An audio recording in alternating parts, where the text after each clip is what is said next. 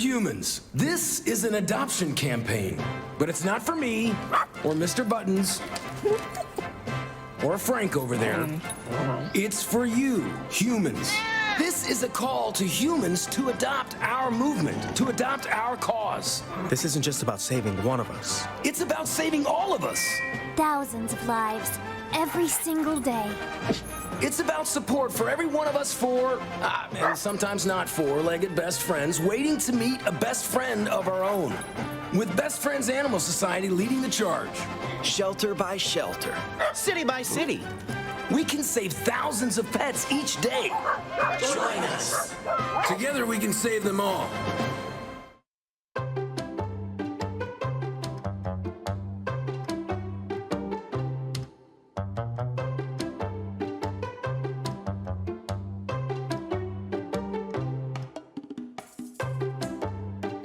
Thank you for joining us for Pet Connect. I'm Tara Douglas. Don't forget that our adoption event that was planned for April 11th, this coming Friday, has been postponed. So if you're planning on coming out, just watch the shelter's Facebook page and you'll be able to see as soon as we get an updated time that we're going to be doing that. But we are having our adoption event at PetSense on Saturday. So if you're looking for a cat, and we hope to have some dogs from the shelter there as well if we have enough volunteers, but please come by. You can meet all these creatures that need a home, or please tell your friends and family if someone's looking for a pet that we will be at PetSense this Saturday, April 12th, and you can come out and meet all the animals that need to be adopted. Or you can, of course, come out to the shelter from 11 to 1. We'll be there walking dogs. And remember, if you don't feel like walking dogs, there are plenty of dogs that want to be petted. We've got some that have had recent heartworm treatment, so they don't need to walk. So we need some people who are willing to sit down and just get them out for some fresh air. And we also have some older puppies that have had all their shots that it's safe to get them out and let them run around with your kids. So we can have people of all ages come out. We have dogs of all ages, cats of all ages. You can come out and meet all of them. And while you're there, you can also meet our pet of the week. This is Alina. And Alina's a little over a year old. You can see in this picture she is playing like crazy in the play yard there at the shelter. But she does very desperately need a home. Alina has been growing up there at the shelter. She is a super sweet dog. She loves people, loves other dogs. She is definitely one of the walkers' favorites. So, and we do have a hard time finding homes for the black dogs, and our rescue partners in other states, typically they have trouble also. So we really need someone locally to meet this dog, love her, and take her home with you. So come on out to the shelter this Saturday to meet Alina, and then you can meet others that are available at PetSense also. And then you can, of course, bring your dog out to the park. So bring them out to Central Park across from Bluebell. We are finishing up our 17th annual Magic of Marble Festival, and we've had a lot of people bringing their pups out there. And of course, if you come out, you can also meet my special guest I have on today. I have Bill Kleckner. He is from Lee's Summit, Missouri, that we just talked about is right outside of Kansas City, for all of you who don't know where that is. But Bill, thank you so much for coming on the show this morning. Thanks for inviting me, Tara. Now this is, how many years now you've been coming to the Marble Festival? This is my 5th year. So we just absolutely enjoy having you here every year. And you do some beautiful work. So we're excited each time that we see you. But tell us how you got into sculpting. What, because you have not been a sculptor your whole life. I have not. It's a simple story. We had sweet gum trees in our backyard, and my wife gave me permission to cut them down, and so I immediately took the chainsaw and cut the bottom of the tree so there would be no changing of the mind. Mm-hmm. And then on the one that was closest to our home, I decided to leave the stump, and I ended up carving a torso with it. And my brother-in-law saw it and said, "You should go to a stone carving symposium with me in Lawrence, Kansas." And so I did, and that was in 2009, and that was the beginning of my sculpting. So when you carved that stump, was that your first discovery of, hey, I've got some artistic talent here? I think not. I was a Boy Scout leader, and I had whittled, and so I had figured out how to do the ball in the cage, and I whittled a pine wood derby car out of mahogany, and I was the bear cub leader at the time, and so I played with the thing. It was just a matter of time and applying my carpentry skills to it. So you knew it was in there, you just had not done much of it. That's right. How hard was it to go from being able to carve wood, though, and having experience in that, to stone? It was not hard at all because whittling was something that's actually a lot closer to sculpting than the stump was chainsaw, and that was a new thing for me. And so I was very anxious about that. And that's kind of a fun story too. But I took my time. I think I counted it up. I had like 40 hours of planning and 40 hours of execution, Okay. on and off over the time that I did the work. And I'm assuming, since your wife gave you the permission to cut down the tree, she was very happy with your piece of art in the yard. She was not. She was not. I did a female torso, and she put flowers all around it so the neighbors.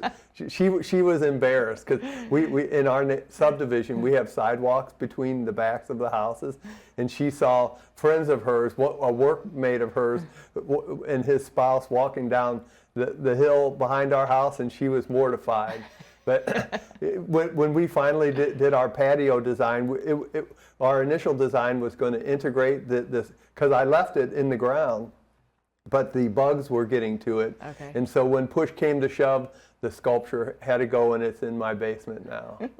Well, at least you still have it and you can enjoy it as your first true sculpture that you've done.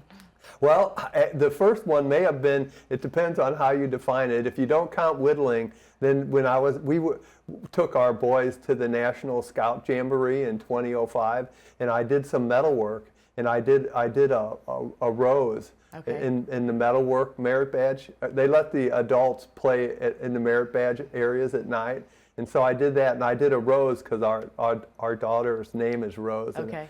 I did that. I think that may be my first sculpture. Okay, and you still have that one, obviously, or did you give it to Rose? Well, I was going to, but then I realized that my wife's birthday was at the end of July, and I didn't have a present for her. And so I go, Rose will get this eventually. I better give it to my wife, Jane. And so we still have it. I gave it to Jane, and she found a nice vase for it that had a little rose on the vase, and it's in the curio cabinet. That's perfect. Now, how much do you travel? I mean, you've been here the last 5 years. How much do you travel to different sculpting opportunities? A little bit. The closest one to our home is in Lawrence, Kansas, and that was my first workshop. And at the time, the host would do 2 a year. And the deal on that one is if you don't apply right away, you don't get in. And so I think I've only missed a couple. And then I think last year was the first year he went to just 1 a year. And so in fact, his one for 2025 is the first weekend in May. So that will be, so I do that one. And what many of the sculptors consider like the granddaddy of them all is in Marble, Colorado, which is on the other side of the mountain of Aspen, and they have Colorado Yule there. They're right down the stream from the quarry. It's beautiful, and they have 3 8-day workshops in July, and so I've gone there probably 6 times. It's just really a beautiful environment. What does, so we've got our beautiful white marble here. What is Colorado Yule? What does it look like? Well, just like Sylacauga marble, it has variations, but it's predominantly white. It has some bedding. When you see the black lines in Sylacauga marble, that's because the bedding planes, it's like sedimentary rock, and so you could imagine it that way. And then impurities get in there somehow, and part of the process of turning into stone, it's sedimentary, and then it metamorphizes into marble after hundreds of thousands of years. And so you have the colors, and so just like in Sylacauga where you have some pink and green marble, and you have some other variations as well, they have predominantly white, and like Sylacauga, it's in a lot of the national buildings in Washington, but they also have variations. One of the interesting ones, first off, they have ones with hints of gold. Okay. And then one that I'm particularly become fond of is they have green. So that's copper. Okay. So the copper leaches out into the marble because it's like a sponge and it absorbs the color. And I love the green because one of my true fascinations is illuminating stone. Okay. When you have color. And so I've taken the green and I've done sculptures where I've made it thin enough to light up the green, and it's really something. And you were showing me yesterday that Bill had some pieces of marble that he got from one of the quarries locally, and it was pink, and you had all kinds of interesting colors in it. It didn't look like what we typically think of as Sylacauga marble, but I could see where you found some really interesting pieces that were kind of at the fringe of the quarry where they had all kinds of colors in it. Yeah, I go for the colors. I'm really most fascinated with trying to make sculptures translucent. Okay. In fact, among my unfinished inventory is a piece of white alabaster. It's called Italian Ice, and so it's my masterpiece. Okay. And it remains unfinished because I have face anxiety. So you know, faces are really hard to do. They are. I watch all the sculptors out there, and it's fascinating. All the approaches that you guys take to try to do a face. I mean, that's super complicated. Well, you just have to practice, and I've had a busy work life. I've been retired for 2 years, and I thought it would be different, but I've probably been more busy, certainly more physical in my retirement than I have been in my work life. Yeah. Now, in your work life, let's talk about what you did, because I'm sure you had to sit a lot in your work life. I did. I was an IRS auditor, and then I became an international analyst, and I had that job, and I was so lucky. You know, there's a lot of fuss about this going on right now, but for 24 years of my 36-year career with IRS, I worked out of my home. It was paradise. And then I got to be friends with my dog, our dogs, you know, our previous and current dog. And then simultaneously, I was in the Army Reserve, and I was in the Reserve for 37 years. Okay. Now, with you, speaking of your dog, you bring your dog to Sylacauga Yes, each ma'am. time you come. We love Nikki. So let's talk about Nikki. Tell me, you had a great story about when you first got her. Well, so Nikki was our second wire hair fox terrier, and I wanted to. We got a picture of Nikki up right she now. is. She's so cute. I just love. We love Nikki is a source of such joy in our lives. Well, most of the first year that we had Nikki, I worked her every morning for 45 minutes. I would feed her breakfast chip at a time, teaching her to heel, to stay. You know, I would put the treats out and say okay, and we took her through obedience class where the humans learn how to deal with. And then Nikki was the best, smartest dog we've ever had, and we just love her. She's so cute. And is this one of your previous? Obviously, that's your sculpture. Is this one of your previous wire hairs? I don't know if you can pick up on the name, but when we went from penny to Nikki, you know, from a penny to a nickel, but it was really funny. Our daughter Rose picked out Penny, and of course she became she was my running mate. In the Reserve, I ran 5 days a week, and Penny ran with me. She was a super fit dog. And we would have fun. We would chase fox in the neighborhood. We would just, she would go off leash, and we would run. You know, it was fun. Anyway. And here's one of your, this is your patio that you did. That's beautiful. Thank you. I consider that my greatest work. That's over 800 square foot. It took about a year to do, but the bust that I did with the sweet gum tree, what was initially integrated into the patio design. Okay. But what, you know, and I had prepared it. I had put some bedrock under there using some fine graded gravel, okay, and let it sit a year and try to get it to settle before we did I did, you know, a lot of paved stone jobs, you see them in people's yards and the plants grow up. Yeah. I put 5 inches of reinforced concrete under the patio so that would. So you're good. We're good. Well, and we've got some more pictures of your art. You have such beautiful pieces of art. And that's an interesting piece that you're looking at right now. I gave that to a friend of mine who collects seashells. That's a blue Italian alabaster. Oh wow! And that's called a better shell. Okay. And on that one, it's a little arrogant, but it is what it is. I wanted to design a seashell better than God. Okay. And that's where the name came from. And so it's a combination of a nautilus and a conch, but the design is on the outside, so for all to see. And so it's a series of paisleys on it. And this one you see now is called Harmony.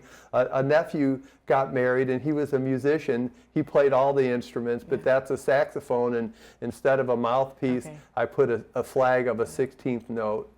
Well, that's you have such beautiful works, and we appreciate you coming every year to the festival, and always enjoy seeing all the sculptors and seeing what you're going to create. So make sure to come out to the festival the next few days. You're heading out Friday, but Bill this year's got a really cool foot that he's doing. So you've got to get out to the shelter, or get to go to the shelter and walk dogs this weekend, but get out to the festival to see Bill's sculpture.